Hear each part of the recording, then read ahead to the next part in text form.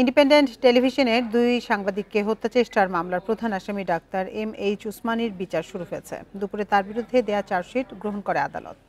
ঢাকার অতিরিক্ত chief metropolitan magistrate Zakir হোসেনের আদালতে অভিযোগ গঠন হয়।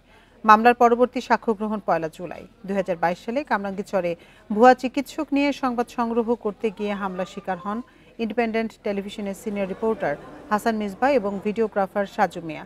ভাঙচুর করা হয় গাড়ি, ক্যামেরা ও মোবাইল।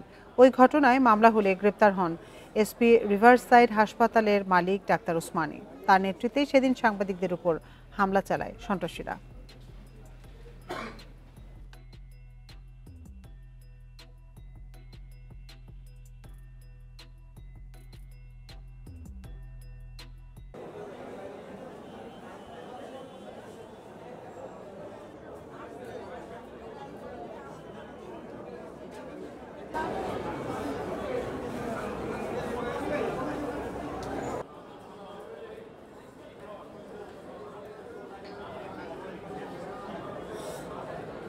বিজ্ঞ আদালতে চার্জ শুনানি হয়েছে এবং বিজ্ঞ আদালত আসামিগণের বিরুদ্ধে 323 ধারা অর্থাৎ voluntary causing heart, attempt to murder 307 as well as unlawful assembly and as well as আপনার 342 ধারায় চার্জ গঠন করেছেন এবং এই আসামিদের বিরুদ্ধে অতীব শীঘ্রই সাক্ষী প্রমাণের মাধ্যমে মামলা প্রমাণ করা হবে।